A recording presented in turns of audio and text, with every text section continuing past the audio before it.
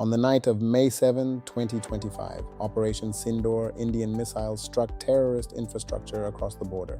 Pakistani drones swarmed back, every single one was neutralized. But here's the question nobody asked after the celebrations. Who built the electronics inside those radars? Who made the electronic warfare systems that jammed the enemy signals? Who supplied the avionics for the fighter jets that flew those missions? Not Lockheed Martin, not Boeing, not Thales. A 2,600-person company in Chennai founded by two engineers. That company is DATAPATTNS India, NSE, ticker DATAPATTNS. And almost no retail investor knows it exists.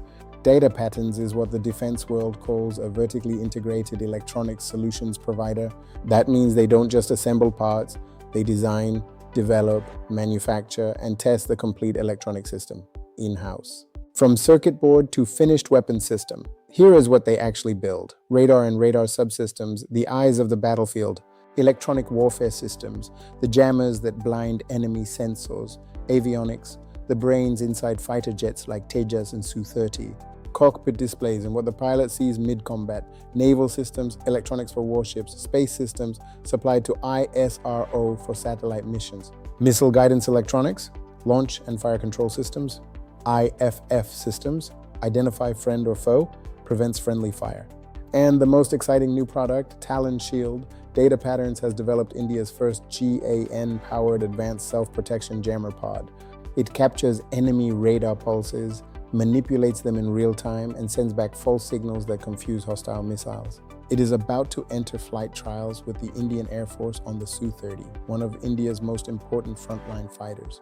If TALON SHIELD succeeds in flight trials, it could equip every Su-30, Tejas, and Rafale in India's fleet. That's a contract worth thousands of crores. Now let's look at the numbers because they are exceptional. FY26 full-year results, revenue 925 crore, up 31% year-on-year. EBITDA 374 crore, up 36% year-on-year. EBITDA margin 40.4%. PAT 271 crore, up 22% year-on-year. Order book 2,062 crore, all-time high, 40.4% EBITDA margin. Let that sink in. Most Indian manufacturing companies operate at 10 to 15% EBITDA. Even top IT companies are around 20 to 25%. DATAPATTNS is at 40%. Why? Because when you are one of a handful of companies in India that can design and build classified defense electronics from scratch, you have pricing power. The government cannot import these systems freely. Thanks to Atmanirbhar Bharat, hundreds of defense items are now on the positive indigenization list.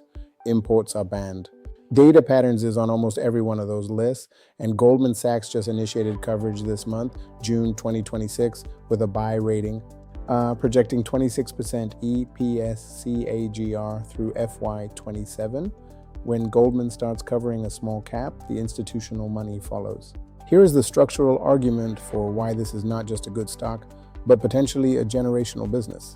India has been humiliated for decades by technology denial. The US refused to give us certain semiconductor technologies. Western nations blocked sensor and guidance system exports after the 1998 nuclear tests. China has always been a competitor, never a supplier.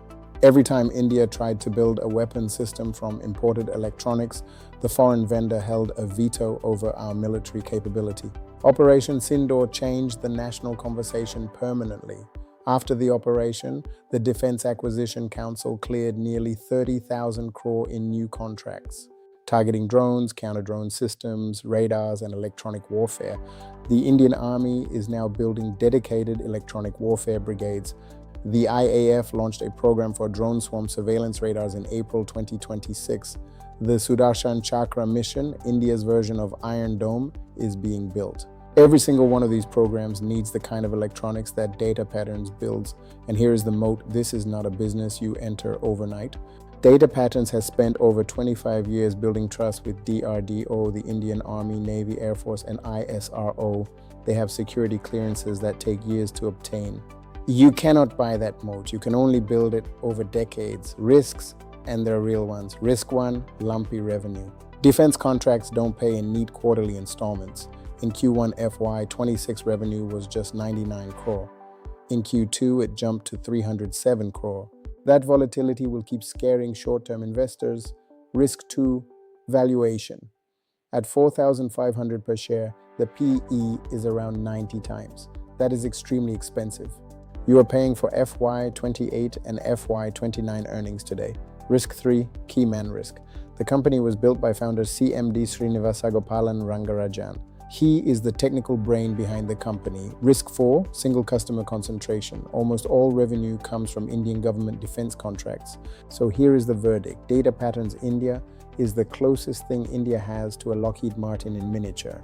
A private high-margin deep tech defense electronics company, 925 crore revenue, 40% EBITDA margins, 2,062 crore order book at all-time high, TALON SHIELD about to enter IAF flight trials, Goldman Sachs buy. For a 5-year horizon, this is one of the most differentiated defense stories on the market. Hit like if this was useful, subscribe for more deep dives, and comment below.